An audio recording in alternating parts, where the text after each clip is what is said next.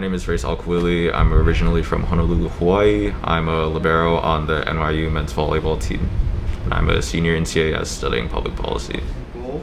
And, what do your contributors look like? Okay, yeah, so Partnerships and Unlimited Educational Opportunities, or we call it PUEO while we're there, is a program run in collaboration with my high school, Punahou School, and the Hawaii State Department of Education. And so the main goal of the program is to prepare students that show a lot of potential academically and personally, but might not have the resources financially or otherwise to realize that potential.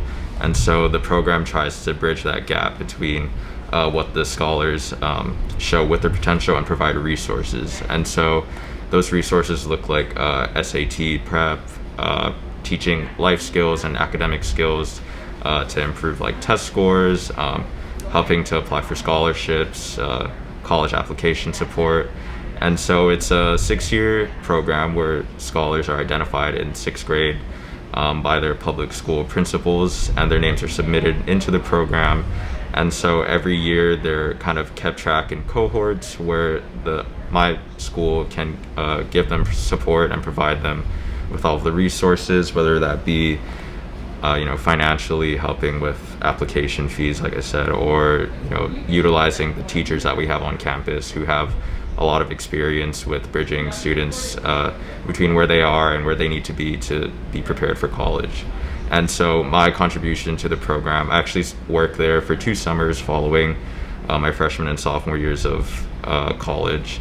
So I worked mostly in the front office and the administrative, so we oversaw a lot of just program maintenance really, and in my role I interacted a lot with the scholars and particularly their families. And so I think something that the program really emphasizes is kind of the importance of building a really solid support, and so a supportive foundation.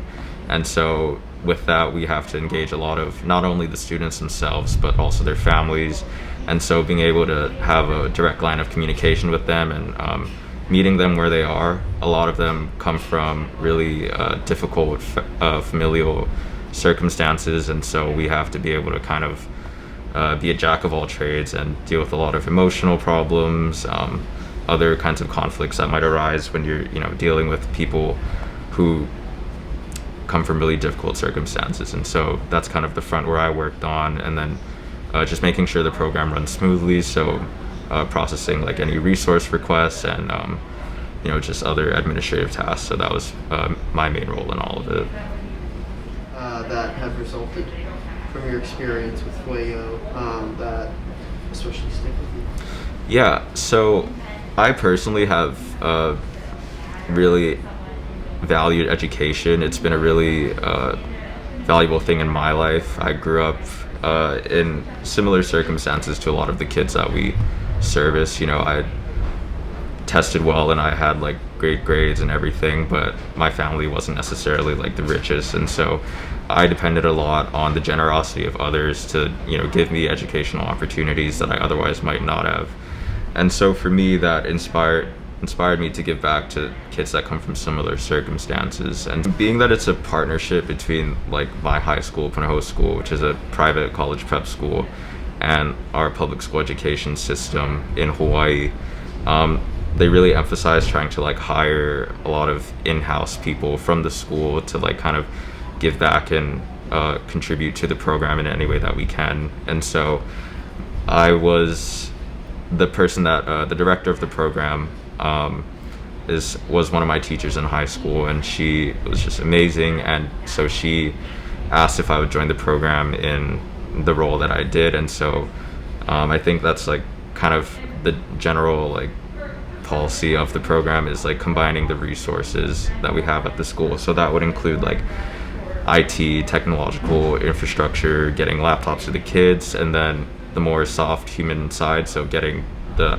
outstanding teachers that we have at Punahou School and getting them to interact with the kids during the summer school programs, and then continuing to provide that support. So that's how I kind of got involved, and I did it for 2 years. I originally had only planned to do it the summer following my freshman year, but when COVID hit, I think there weren't first there weren't many job opportunities generally, and then the program is, it's really important for the the scholars that we service, because it provides a lot of support and stability throughout the year. I mean, we also like do lunch programs, and so in a sense they also like rely on us for like food and resources in that way.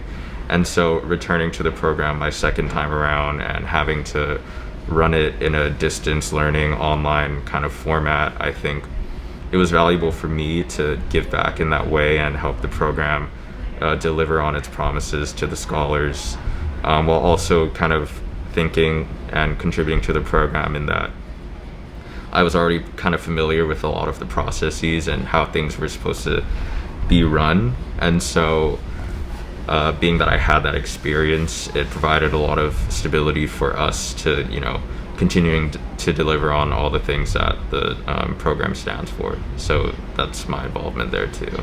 What really strikes me is when a lot of like the scholars that have come through the program and gone to college and, have successfully started their careers, when they come back and they're able to share with us about the impact that the program has had on them and the way that it's literally changed the trajectories of some of their lives. And how, I mean, there's this story of this one scholar who came through the program and eventually was obviously very bright and talented, but didn't necessarily have all the support, and so PUEO kind of provided that support for her. And I think 2 or 3 years ago she graduated from the University of Hawaii's law school, actually. So she's now a practicing lawyer, and she was able to come back and speak to a lot of our scholars at the time about the impact they can have. And that just means a lot to me personally, knowing that some of the work that I'm doing and the work that other people in the program are doing are also making really positive impacts in other people's lives. And why was this important to you to take? Yeah, so I think it was like part of the larger NYU Athletics effort to really get all of our student athletes registered to vote and to actually vote. For me, I'm really lucky. I have a really communicative team, and we're all pretty close to each other, and we all stay in contact regularly. Even last year when we weren't necessarily in season, but we were still talking. And so for me, on my roles, obviously communicating, asking guys, are you registered to vote?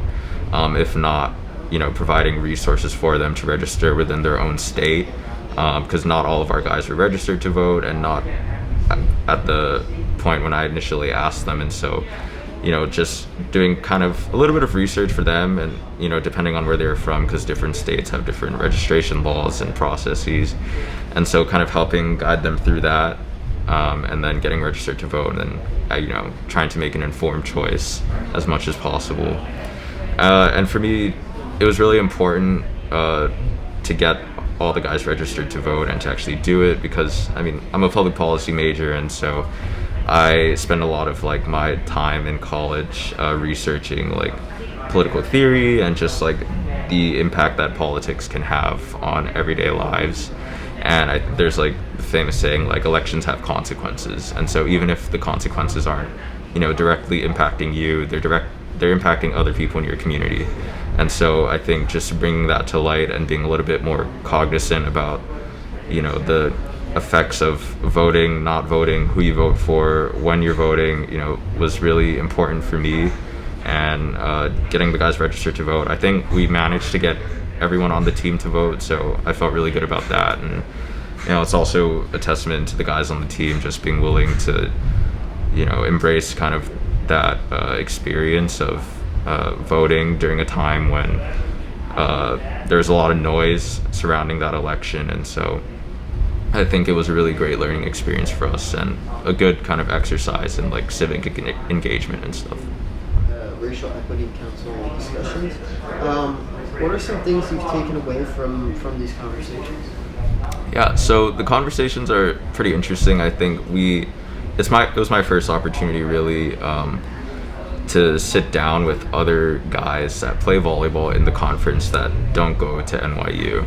And so that was in it of itself like a really cool opportunity, because as student athletes we don't necessarily get to see our competitors as people that we can work with, especially across institutions.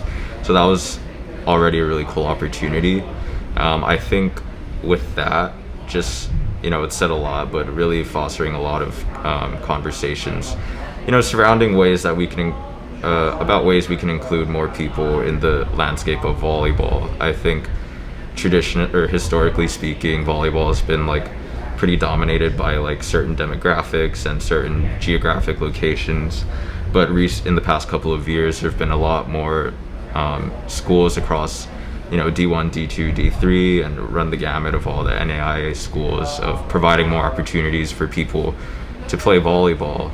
And I think what that's causing is, just more attention to the sport, but it's providing opportunities for guys to get into college, to, when they're in college, have a community that's going to support them, whether that be through their volleyball team or, just introducing them into their college environment. I think it's providing a lot of really cool opportunities for guys just to get into college, get a good education, and, have a good experience and kind of create, friendships, relationships, networks across, their team, other teams, and that'll support them not only while they're in college, but, throughout the rest of their professional careers, personal lives, and other things like that.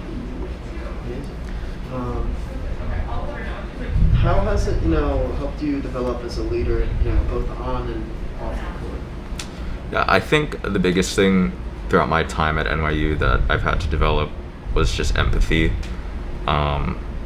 When I first came to NYU, it was my first real experience like being away from home and, seeing just how diverse New York City is and how diverse NYU is. And, I appreciate NYU for like kind of putting an emphasis on that and creating a class where you'll run into people that come from a lot of different walks of life, who have different experiences from you. And so I think that's really helped my leadership in terms of managing feelings, managing people's experiences, and just realizing that like just because I was taught to do something a certain way, just because I was raised a certain way, that doesn't mean that's the only way to do it. I think learning how to manage people's expectations and kind of folding them into like our own team culture on our volleyball team, managing expectations there and just empathizing and being able to talk through a lot of the personal and athletic issues that we have on the team, and then